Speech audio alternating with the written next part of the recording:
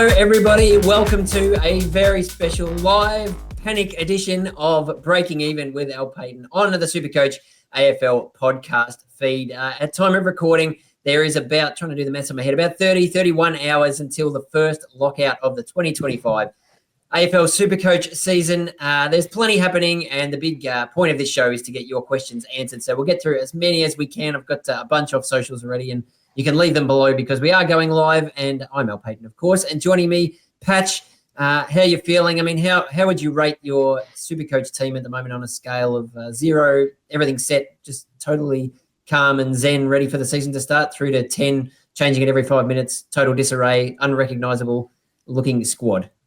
Of 50,000, which is the amount of money I'm going to win at the end of the season. It's actually feeling far more settled than it was 48 hours ago. It's feeling good. It's feeling settled. How are you, Al? How are you feeling less than 48 hours before we start locking in players? Yeah, I mean, probably a day ago I was a bit all over the shop, but I feel like I've found my spot in the last overnight, and just down to maybe 1 or 2 that I'm chopping and changing just to seeing it looks good like that. Then I flip the other way and that looks good too, and just need to make a decision. But I suppose one thing we know is that things can get thrown into disarray a bit when the teams come out Thursday night, but we really, the focus is on Thursday night. You need to have your Richmond and Carlton players locked in. Then we get a little bit more time with the rolling lockout to maybe just take a deep breath and make sure the rest of the team looks good. But I suppose, we want to have our structures and things ready to go. And I guess, you need plan A and plan B and plan C because, funny things can happen around teams time. They can. I think holistically, before we start getting into questions, and there are heaps of them, we've got plenty flooding in already. I think generally the thing you want to be changing last minute is rookies, and that's about it. You don't want to be making big structure changes. You don't want to be suddenly leaping, fitting 2 extra mid prices in or changing your primos around. How do I get Dawn into flex? I think generally we're just kind of looking at the rookies, and that's hopefully everything is relatively settled before that, and that's why we're here today. We're hopefully going to help people get a bit settled, but we've got the injuries first. Yes, well, I will mention first, you mentioned rookies, and people will have noticed, I'm sure, on the podcast and Code Sports YouTube feeds, just so much content pumping out in the last week or so leading into the first lockout of the season. That includes a special rookie Bible from our experts, the Phantom and Dan Paton, got on last night. So make sure you go back and watch and listen to that if you haven't already, to get the lowdown on their picks for the top cheapies this year. But I'm sure we'll touch on those a bit today. So like, subscribe, all those great things. But as you said, before we get into questions, we do have a regular segment every week on this show.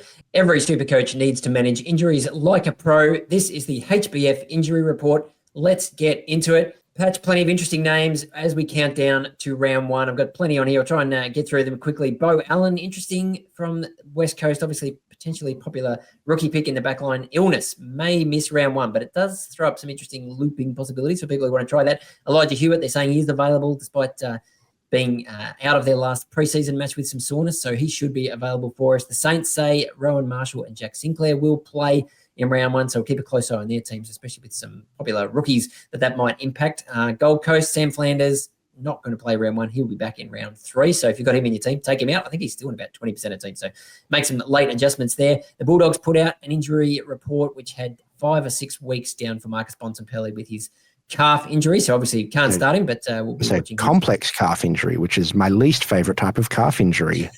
No, that doesn't sound good. So, we'll keep an eye on him when he returns, obviously. But tests for Ed Richards and Bailey Dale at the Dogs for this week's game against the Kangaroos. Connor Rozee did some kind of weird toe thing in a match team the other day, which was going around on social platforms, but he's okay according to the power. So feel free to go ahead and pick him in your team. Tom Lynch, out of concussion protocols, doesn't have any other injuries at time of recording. Can't guarantee nothing will happen before the game starts on Thursday night, but he's okay. 1 week for Kieran Briggs, though, with concussion. They said there was some, they tested to see if he had any neck issues. It was a pretty horrible incident in the game on Sunday. He was okay from that point of view, but will be in concussion protocols for a week. So that means that Lockie Keefe will be rucking, I think, for the Giants. And Tom Green is down as a test, which is one we will be watching closely. I mean, I had him in my team for a while early in the preseason. Won't be bringing him back in, but it might impact one of the rookies that a few of us have got in the backline in James Leake. So, yes, be keeping a close eye on the GWS teams and, of course, all the teams when they drop on Thursday night. All right. Do you want to get into some questions? That's what this is all about. Yes, we do. We've had questions go out. We've had some come in earlier this week from Twitter or X, and we'll start tackling some of them, and then we'll go into the comments that have come in live. So should we get started?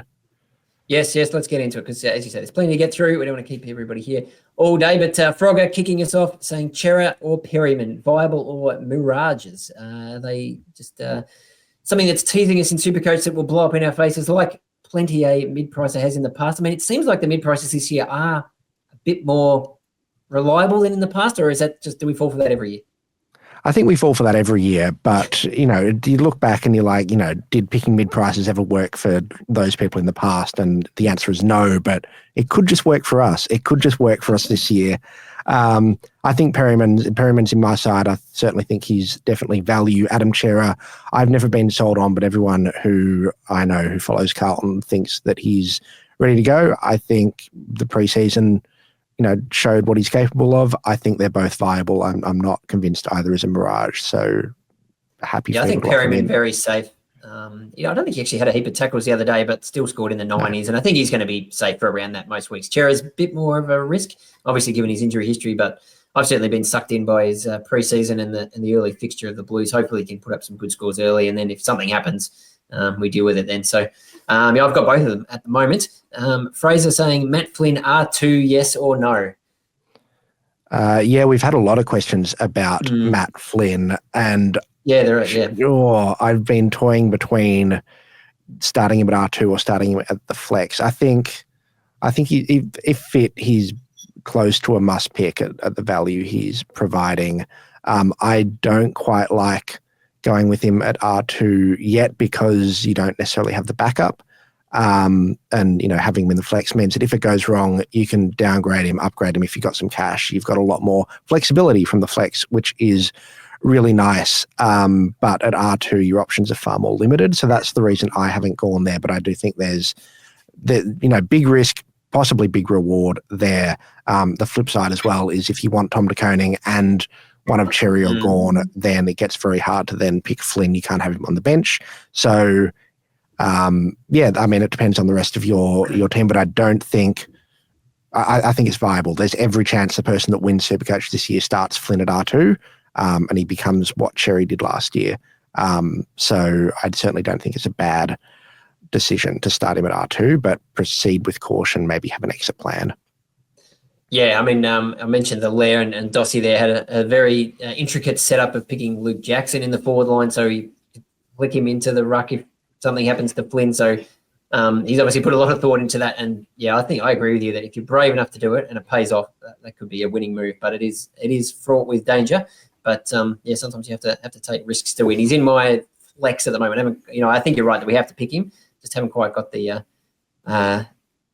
bravery to go with R2. And it's so hard when you want, like you say, you've got Gawn, you've got Cherry, you've got TDK, you want to try and fit them all in there. So it does get tricky, but yeah, it could definitely pay off. Nick says, with so much good value, how many primos are we starting with? So, I suppose this comes down to your definition of primos. I've got, I think, 2 players over 600K, but then if I sort of squint and say, I reckon he could be a keeper, then the total goes up a lot higher. But when, how many do we think from the sort of the very top end of the shelf? From the 600K plus, I have 3 at this stage. I've got Sheasel, Neil, and Max Gawn, who just oscillates between him and Cherry over and over. But in terms of primos, I think like a guy like Andy Brayshaw counts as a primo. I think Clayton Oliver counts as a primo this year. I've got Isaiah Wangan in Jack McRae. D2. Jack McRae, I think, is a primo. We had a question as well about Jason Horne-Francis and Isaac Rankin. I think both of them are primos. I have both of them. I think you can lock those guys in pretty quickly. So, I think there's certainly scope to start more of those 400K guys. We've seen Will Day and Finn Callaghan go nuts early. I think there's certainly scope to start them. Whether or not we finish with them is a different question. And, we've had Jovan on several shows so far this year, the winner from last year, Jovan May, and he said that he, last year players like Ollie Wines certainly weren't, top class Uber primos, but they got the job done for him. So, I think it very much depends on what your definition of primo is and what Yeah, this is a very difficult question to answer, but I'm still trying to make sure I've got guys that are in that top echelon that are just safe captaincy options through the season. Yeah, I think that's a good point. You want to at least have a couple of those guys that you can put the C and the VC on each week. Now, Nathan has asked, who is your D2? And this plays into exactly what you were just talking about. And really, my primo count, I guess, has really oscillated because do I go with someone like Dane Zorko at D2 who came in about a week ago and I really love that idea, and then now I'm sort of wavering, and could I save a bit of cash by picking a Jordan Clark or a Nazai Wanganeen Miller there, and that gives me some more money to get a Finn Callahan type in the midfield. So I'm really umming and ahhing between those two. But if I look at my team at this moment, it is NWM at D2 for me. And I mean, Jordan Clark's been there too. Those two are almost interchangeable. But how does your team look at the moment? Yeah, Nazai Wanganeen Malera is there for me at the moment as well. Jordan Clark is floated as well, but he's been one of the most consistent guys that have just been in my team through the whole preseason, and I'm not in a rush to jump off. Yeah, happy with that. And you're not tempted to go with Azorko or one of those other top price sort of guys? I mean, I think, Sheezel we all love, but I've got Sheezel, Zorko. Zorko's very old and it's going to fall apart. And I said that all of last year and it didn't happen, but it's just like he's 36. They'll have to rest him. Kitty Coleman will come back at some stage during the season. How that affects him remains to be seen. There's a lot of value back there with guys like Perryman and Fraser and Roberts, who I think is certainly someone we need to jump on board. I think Roberts is very much a lock. Agree with the Phantom on the lair there. So I think there's enough other value around that I don't feel like Zorko's a must by any means. Yeah, no, I agree with that. I think just got very seduced by the early fixture where they play Richmond and West Coast, I think, in the first 4 games. So you could get some really big numbers out of him. But then, as you say, you are, we're going to be making lots of trades as the season goes on. And do you really want to be worrying about what this 36-year-old guy's doing and that you've paid, $600,000 for in the back line? So that's sort of, I've moved away from him a little bit just in the last probably 24 hours. But you can certainly put some big scores on the board early. I mean, this is we won't go too far down the rabbit hole, but the Phantoms team is up on all the Code Sports and on the SuperCoach app. Click on the news tab. There is final teams in, and he's definitely going down the road of going for just the guys who can put up some huge scores early on, which last year turned out to be, gave people a big head start. But the other way of looking at it is that, it is a long season. Those best 18, there's only 3 best 18 rounds early. Are you picking guys for the first 3 or 4 rounds or for the whole year? But it's one of those ones that we probably won't know which is the right approach until round 24, and then we'll look back and think, oh, yeah, that was obvious. We should have all done it that way. We should have all done it that way. All right, let's do some quick fire ones because we've had a lot of guys where they just want a rating. Do they want yes or no, maybe on these guys? I'm going to just hit you with a bunch of them. Tom Stewart. No, might get tagged. Yeah, Max Holmes. His last game was, I don't know what happened there, but apart from that, I really like him. So, we'll say yes. Yep, Jeremy McGovern.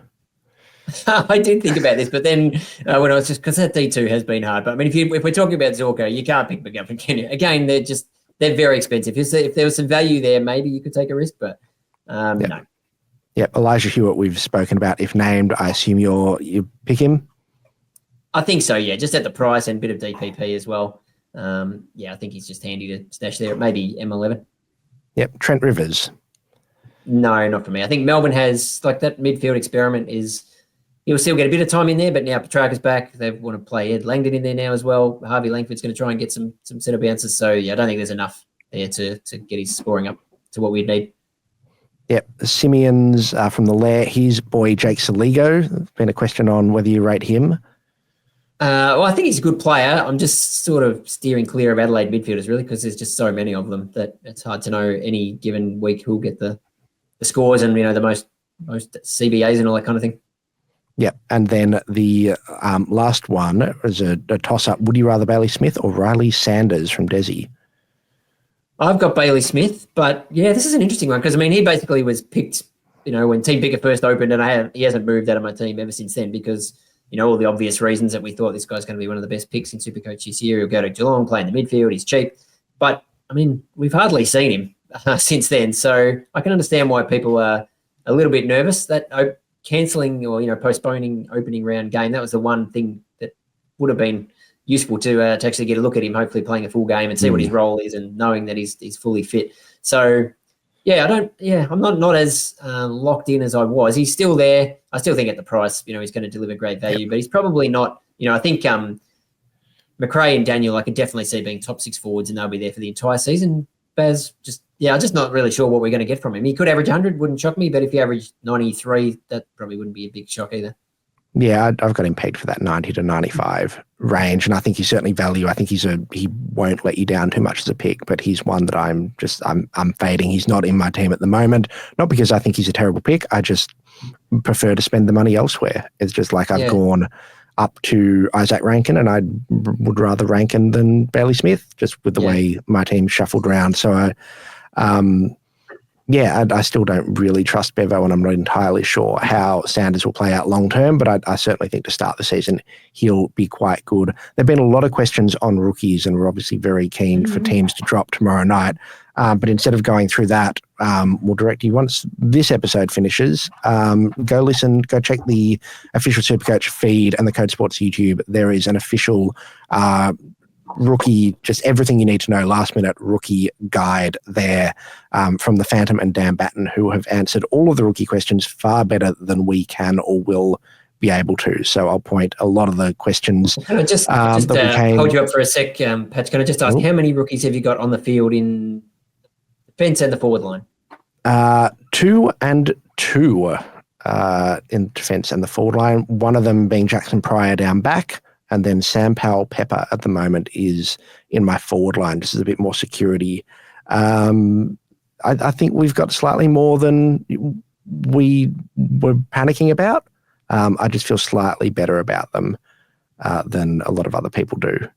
Yeah, it's interesting. Yeah, I mean, I've got 1 and 1, but that's something I've been toing and throwing on. And again, as you say, when teams come out, that'll help a bit. But especially in those early best 18 rounds, those sort of lower scores are going to drop out anyway. So if that gives you cash to spend up elsewhere, maybe that's the way to go. Yeah, and across the board, my rookies are just a little bit more expensive as well. I'm listening to the Lair. They were talking about having more expensive guys on the bench. I've got Nathan O'Driscoll and Levi Ashcroft on my midfield bench and Isaac Kako on the forward bench. So I would rather be paying up for rookies that will be there the whole way through the season or the whole way through the early part, rather than possibly going for like a Hugh Boxall or a Lucas Camporale, who maybe might not be there for as long. We don't know. Yep, no, that's fair. And the sub, I mean, you just get someone subbed off, as we saw with Sheldrick the other day, and it just kills them in terms of cash generation and points, obviously. So, if you can find guys that we think will be safer, probably is worth paying. Yep, I think so. The only other questions, there was a few on the younger Essendon guys. Elijah Sardis covered in that rookie podcast, but I assume you're starting him. And then Ben is also asking about Ben Hobbs. Yeah, well, I mean, it should defer to you as the Bombers man. I mean, he got plenty of CBAs in their practice match. Was it the Amy series or the other one? And he is cheap. I'll look up his exact price. I think he's in the 200s, isn't he? I'm just getting that 262, and he's a forward. Yep. So that's sort of similar price. So I've got Hugo Garcia down there, who's I think 245. So it's around the same mark. I mean, if he's getting a set of bounces, that's kind of his go and can score okay. But where do you see him fitting in when Essendon actually names their best side? Oh, who knows? I really couldn't. Like, I struggle to name a best 23 now at the moment, and I think Ben Hobbs is very much on the periphery of it. There's a chance that if he has a bad game, then he's out. Will Setterfield comes in. He might be the sub. They used him as a sub a little bit last year.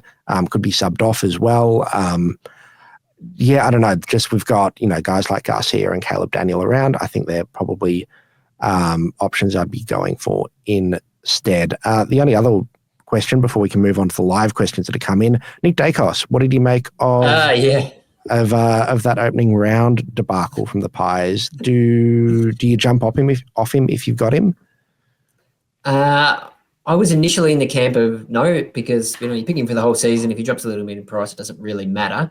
But I have actually taken him out now, just thinking like it is a money game, and if you pick him and pay over 600 and whatever K he is now, and other people can get him for 50K cheaper than that, that is an advantage that everybody gets on you, because that's 50K that they've been able to spend somewhere else.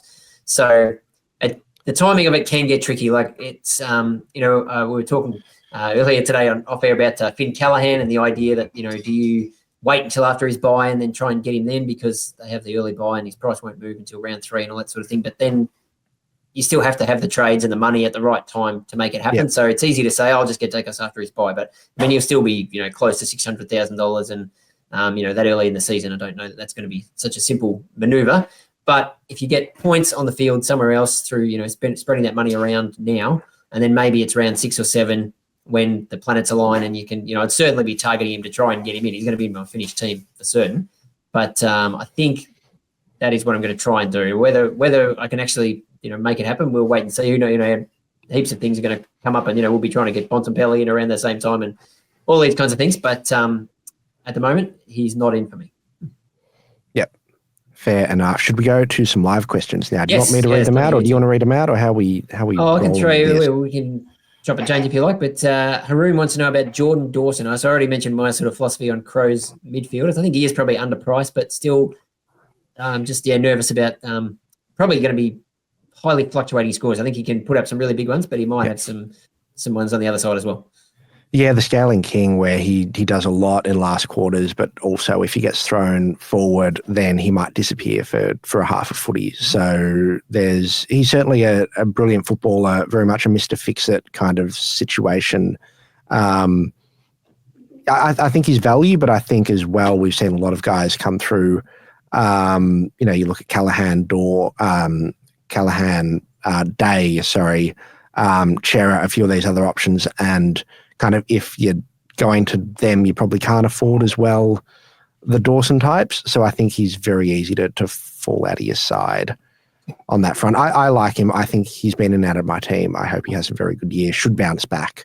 But yeah, that fluctuation you mentioned means that he's probably going to be cheap at some point when he has one odd game. So certainly not a must start, I don't think.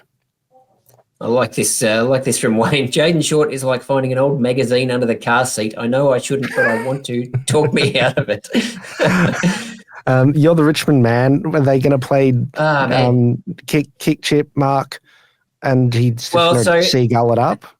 Yeah, I mean, Adam Muse went on the club podcast a week or so ago and did say that, he's trying to teach the players to, the Richmond way with under Dimmer was to just get it forward at all costs. And now maybe we need to learn we're not that same team anymore. Slow it down. Sometimes have different gears, and maybe that is a style that they can try and deploy a little bit more. I mean, it looked like in the preseason they did attempt that a little bit, but I wouldn't say it was 100% successful. So I think he's one of these guys that will be value. He's priced at 82, I think, from last year. I'm sure he will do better than that, but I'm not sure that he's never scored over 100 in a season, never averaged over 100, had a couple of 98s. And he could potentially get back up there. And if he does, then he's, you could have him as your last defender at the end of the year. That'd probably be okay. But yeah, I don't know. I mean, Richmond just makes me very nervous. I don't know how big, how many points Richmond players are going to score as a rule this year. So yeah, I don't have him at the moment, but I can see why people are picking him. Yeah, I agree. Apologies for some background noise here. We've just got some questions coming in live from your house. Yes. Yeah, kind of in the same boat where, you mentioned he could be that last defender, but also Perryman could be that last defender. And there's a world where Roberts is that last defender as well. And you Fraser, same mold. How many of them do you start? How many of them do you keep? I don't have him in. I also don't have the mental fortitude to watch his score fluctuate every week. I just can't do it to myself. That preseason game was a classic, wasn't it? We had about 100 at half time and then barely touched it after that. So, and I think there'll probably be a bit of that over the course of the season. I will not be doing that to myself this season. So, Who else have we got on here? Thoughts on Ed Richards? So we did, I don't know if it came through because there were some tech issues earlier, but I think he's down as a test, was mentioned in the HBF Injury Report. But if he plays, do we like Ed Richards? It would have been nice to see him through the preseason, especially with no Bont and Treloar. Obviously, we saw a little bit of him in the midfield last year, and it was great. Is there enough there to go on? I think there is certainly the role. It's shown, Bevo loves him and thinks he's a really good footballer, and that's kind of enough to, get him a decent look. He's $2K more expensive than Connor Rosey though, and I don't know if you're picking a guy who hasn't really had a clean run at it over someone like Rosey. And if we're looking at the Bulldogs, there was a question that came through before that I saw about Liberatore, who I think I'd rather, if you're picking someone from that Dogs midfield, it's, Sanders up forward, or I think maybe Libba has slightly more runs on the board and has also not been interrupted this preseason. So I think that's, I wouldn't be picking Richards, but he's not, I like him. He's a good footballer. He will be fine. Yeah, I agree with that. Now, a comment here from a good friend, Abdul, is watching. He's got no money left in the bank. Sorry, Abs, I don't know if we can really help with that one. This is one that if you can just transfer me just $100,000 in real money, then I'll sort you out. Benjamin asking here, I know a few people wrestling with this, Cherry v Gawn. So the Phantom has brought Gawn in. I think you might be a Gawn man. I've got Cherry there. I have looked closely at that fixture, and obviously we know what happened the other day with Kieran Briggs going down. He's going to miss this week. The Giants play Melbourne. Max Gawn, you think?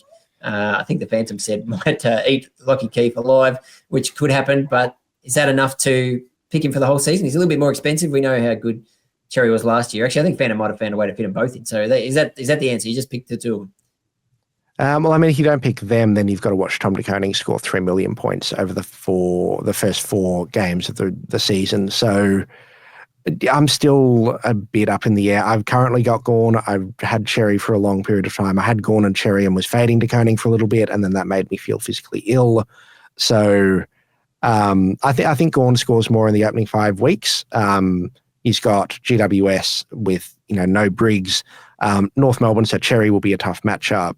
An aging Jared Witts, Sam De Koning against Geelong, and again could feast an ungodly amount, and then Essendon, who are difficult to score against from a ruck perspective. So I don't know. I think Gawn's got a very good opening run, but I think both of them will be top 3 rucks by the season's end. I think you can't really go wrong with either, to be honest. But yeah, as you say, Gawn, expect some pretty big numbers early on. He has a weird history of not scoring very well in round 1, but I don't know if that'll continue this weekend. This year might be. He's the anti-Luke Ryan, is he? Yeah, exactly. I've got Cherry, but yeah, either are good, and they're probably going to be the top 2 rucks at the end of the year. We'll see what happens with TDK, but then he's going to have some big numbers early. So pick your poison. Now, the question here about Roberts being a trap, I don't think he is. Feels like Cox will experiment a bit and move stuff around. But, I mean, I think the good thing from Roberts' point of view the other day was that did he have 1 kick-in for the game? So he wasn't relying on getting all the kick-ins to score. He positioned himself nicely in the back pocket. So even when Blakey took the kick-ins, he generally kicked them to Roberts, who could then get a mark and get some points for that and then boot it 60 metres up the field where he pretty much hit a target every time. So, it actually showed that he's got a few different ways to score. He gets a few more kick-ins. That might make it even a bit easier for him. Yep, and if he plays in the midfield, he's got pedigree from like a junior level that he scored points for fun in the Samfl under 18s. So shout out to Phantom. This is an interesting question from Zach. Should I get Petrarca or is it too risky? He's just a little sneak peek reveal on when I put my team reveal out. He is currently my M2. Ooh, is that crazy? I just feel like he's sort of been forgotten by everybody. I mean, obviously his preseason hasn't been ideal, but didn't look like he'd missed a beat when he came back for their Amy Series game. And if I can't quite afford Gawn, I'll get the next best thing when he gets 1,000 hitouts this weekend and pick Clary and Petrarca in my midfield. Yep, I think if he works for you by structures, then he's a good pick. I think he looks back, he looks fit. Lock him in. Good, thank you for that confirmation. I like that. Question about Chera if Walsh plays. So we think Walsh will come back. We'll find out the teams probably in a few hours. But does that ruin Chera as a pick, do you think? I mean, I think they all still work pretty well in there. I mean, especially against Richmond. I don't see that being a massive issue for Chera. I think the issue with Chera is the competition between him and Day and Callaghan and Oliver. You can't have all of them. There was a question before about how many is too many, and I think 2 is a good amount, and 3, I don't know how I feel about 3. Chera's at the bottom of my rankings of the 4 of them. Does Clary count? Is he one of the 3? Yes. Yeah, I think if you got Clary, Day, and Callaghan, you're starting to stretch it, depending on not having enough rookies or not having enough firepower from guys who will be top 8 mids. I think these guys are kind of in the 15-ish range. I don't like the idea of going with a lot of them. And yeah, Chera's at the bottom of that list for mine, just because I see more upside in the others. But I don't think he's a bad pick by any means. His value, he will score well. He'll, should play. Vague injury concerns also play into that. He's got a history of history of injuries, so a little bit worried on that front. A couple more quick ones here. Marshall here agrees with you. Pal Pepper saying better than Lynch. They're both around the same price in the forward line, and I don't mind that. Just as a just absolutely rock solid. You can't imagine him ever being the sub or anything like that. So. Should put up 60s, 70s every week, and that's enough to make some money. Yep, Tom Lynch will have games where he scores 21 because he's playing as full forward in a Richmond side. And I love Tom Lynch. I think he's if he was in a better team, he would be an absolute lock. But I just think Richmond will be so woeful this year that I don't really want a bar of anything other than rookies. Yeah, I mean, full forward for Richmond this year is probably the worst scoring role you could think of in Supercoach. Maybe small forward or forward pocket for Richmond would be worse. So, what does that make you? What do you think of Sam Layla now that he's going to play? Obviously, he looked really good in that practice match against the Eagles. Was probably Richmond's best player, and then he got injured right at the end. But now they're saying he's back.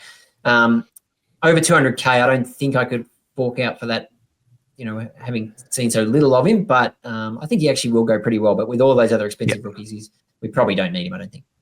No, and the fact that he's mid-only, means he's competing against a bunch of other guys, and that, he's just further down the list. If someone, looks really good, will be a great player, just if he's splitting his time up forward for Richmond, he will have games where he kind of disappears and doesn't score, and that's really bad for cash generation. You want guys that are consistently scoring.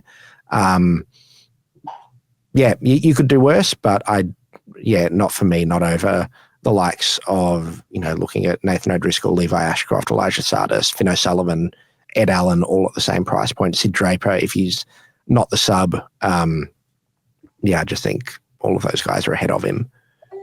Yeah, but we get a couple of games to look at him, and if he turns out he scores 2 tons to start the year, we can make a switch after round 2. This is an interesting question. Dodgy Malacca asking, why is Harry Boyd still in 60% of teams when Marshall is coming back? I mean, I think the answer is because he's $99,000. I definitely wouldn't have him anywhere near the field on R2 or on the flex, which a few people were playing around with earlier on in the preseason when we thought Marshall might miss the start of the year. He's probably fine for the ruck bench, given that there's not many other options there. But I'm not sure how many games he's actually going to play. I mean, you're probably just sticking him there. I think he's a loophole for now, and hopefully he comes in at some point. Maybe Ross tries to mix things up at some point, and with all St Kilda's injuries, he gets a run. But I'm not sure he's going to play too many games alongside Rowan. Yeah, agreed. I think the fact there aren't any other standout options is probably part of it. But I think when teams are released tomorrow night, that number will go down a fair bit, especially if someone like Archer Reed is named. Then I think we'll see a pretty big fix over. But there's no real other options at this stage, so that's probably why. Yeah, Archer Reed's probably the name I'm looking for on the teams. If he is named for the Eagles, did a bit of sort of backup rucking in the preseason, and he's got ruck forward, so he wouldn't be the worst yet to chuck on the bench there if you have a few extra dollars. But the 99K is very appealing. What about a quick draft-related question? We know you're a big Supercoach draft man. Which of these rucks would you pick? Boyd, Soldo, or Stanley? Jeez, we are scraping the bottom of the barrel in the draft. This must be a very late pick. I would hope so. I hope you don't have pick 3. That's maybe Stanley. If you can handcuff a ruck, if you've got Riley O'Brien, then take someone like McAndrew, I think would be better. But I think Soldo is probably the best chance to get a run. Him or Stanley would be the 2 I'd be looking at for draft. Yeah, no, not a lot of great options there. Got a few more questions quickly to try and get through. Question from Martin here, SDK, or I assume he means Fraser, as in Joel Fraser from the Dogs. So both in that sort of $300,000 range in the Backline, there was a bit of a rush to SDK when we heard the news he was going to play ruck for Geelong, and then he did in a practice match and was not that good, scored pretty horribly. They sort of shared the ruck between him and Blitzarves, and he spent the rest of the game at fullback and sort of didn't seem like a great Supercoach move. But he did actually play in the ruck last year a few times and scored all right, sort of in the 90s. I think even that game when his brother completely dominated, he still actually scored okay. So if that's something, if he's named in the ruck tomorrow night, is there some value there? Or what do you think of Joel Frazier, who has, looked pretty good for the Dogs in the preseason, but he's only, about 10 games into his AFL career? Yeah, I think I'd rather Frazier. Of the pair of them, I just think he's got more upside and he's got a role that's just more set and more reliable to get him some points. De Koning, depending on who he's rucking against, might have a mare or might be able to do what his brother does and get some tackles or get some possessions. My main worry with De Koning is just having watched Geelong mess around in the rucks for 10 years. I just have no faith that Chris Scott is going to not bring Reece Stanley back in round 3 and then, ditch Reece Stanley again in round, 5 and bring in, what's the young Edwards, whoever the young ruck is, like they've just, or Conway or whoever it is. Conway's somewhere down there on the injury list. Yeah, at some point he'll be available. It's just a mess and I don't want a bar of it. And, if you take the punt and it comes off, then incredible, but I think it's just too big of a risk for my liking as well. We've had some questions come through from Instagram as well. Max Murray asking if Bailey Humphrey is one to watch. He had 20 touches against Sydney and lots of CBAs. Have you got any interest in Bailey Humphrey as a cheapish forward option? Not as a starting pick. I like him as a player, and he's one we can keep an eye on. He's shown in the past that he can score pretty well with some sort of high impact midfield forward type, but I remember I actually didn't have him that year when he came in mid-year and he put up some really good scores, and it seemed like 3 or 4 games in a row he kicked the winning goal or did something crazy at the end to get all this extra scaling. So maybe that's just his superpower, but just a watch for me at this stage. Yep, agreed. Any others there? Someone asking about Luke Ryan. Craig saying, is he worth it at D2? And I think my short answer is no, just because he is so expensive. But I think he'll still score okay. His probably ownership is quite low considering he'd probably be a top 6 defender at the end of the year. It's just, we're all trying to get the best value we can out of every pick. And even we're paying up for Sheasel because we think he can match or potentially even go better than last year. Ryan averaged, I think in the end, it was about 115 after, being insane in the first half of the year and then tailing off a bit towards the end. And that's the worry that, if you pay that much money for him for a 115 average and he averages 106 or something, that's still fine. But there's more sort of the points for dollar doesn't look so great. Yeah, exactly. I think that's the crux of it where, most people only have space for one really expensive guy, and Harry Sheasel looks like he'll be that guy. Ryan will score 160 in round 1 because he always does. Just every year he just pops off. Some people will flock to him, but I think if you hold firm, we'll get him for much cheaper throughout the year, and that's the reason I'm not starting him. I think he's a very solid pick. Yep, I agree with that. So I think we should wrap up here with this question that there's a few people have asked something similar, and it is the first year we've ever had to deal with this. So to be honest, we don't 100% know the answer. We're guessing a bit, but Herman asking, who is the best flex option, another ruck or a mid? And my kind of answer is that I think in an ideal world, I'd have a mid forward sitting there, but just the way that it's panned out, we've got all these rucks that we want to pick. I want to get TDK in with that run with him solo rucking. I'd love to pick Gawn and Cherry, but can only fit one of them in. And then you've got Flynn, who we know in the past, cheap rucks can be the best cash cows in Supercoach because you've got access to all those points. You're at every centre bounce just about. You're getting hit outs, you're getting, tackles and stoppages, clearances and all these sorts of things that just, it's not that hard for, I'm not saying not hard, you've got to be in AFL football to do it, but you see these backup rucks come in and they can quite often score 70s and 80s, that much easier than, a Sam Laylaw who's got to do it playing in the midfield or in the, at half forward or other players who are getting subbed on or off, they're not so much subbing ruckman out of the game. So I think I have to find a spot for Flynn. If it looks like he's going to be the number 1 ruck at West Coast, which we think he will be, I guess we'll see the teams. Hopefully that pans out. So for me, flex is the spot for him. So I'm a little bit, I kind of don't love the fact that by doing that, he has to be there. You have to pick him in your best 23 every week because there's no way to move him unless you're swapping him with a Boyd or someone at R3. Whereas if you've got a DPP there, you can move players around to try and get your best players on field each week. But having said that, your ruckman, who's starting ruck, is going to be probably in your best team every week anyway. And then hopefully he can just make a heap of money in the first sort of 7 or 8 rounds, and then we can use it. See how the flex plays out for the rest of the year in terms of who the best players are to roll through there. But it's a bit of a sort of a confusing answer, but at the moment, it's Matty Flynn for me. Yeah, I'd also have Flynn in there, but throughout most of the preseason, I've tried to have a forward mid like Elijah Hewitt's been sitting there for a long while. Isaac Kako, who's the 3rd most popular flex player, as revealed on the Lair this week. Those guys I think give you the most flexibility, and I think they're, by season's end, I'll look to have a mid forward in that position. Someone like someone with a massive ceiling, ideally like a Shea Bolton type, possibly. Would I think be the ideal person to sit in that spot, the ideal type of player. But yeah, as you said, just the value from Matt Flynn is just not something that we can ignore. He's not someone who can sit on the bench. He's not someone I trust at R2. So he's in the flex, and that's just kind of what the new position lets us do. But I think long term, in any other year, someone like Hugo Garcia maybe could have been the perfect option there. But I think Flynn's just undeniable from where I sit. But if it was the choice of giving Matt Flynn any position, I'd be giving him mid forward. Yeah, the flex, ideally, exactly.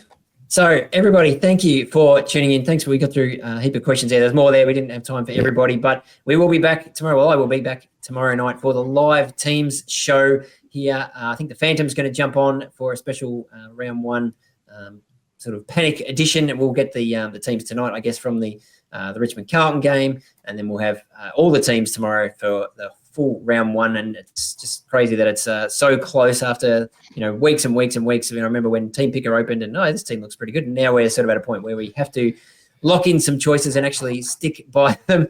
But yeah, how are you feeling about that? Enjoy those unlimited trades while they last, because there's not long left now before you have to lock it in, and those trades become worth their weight in gold. So nervous, excited, keen for just lockout to start.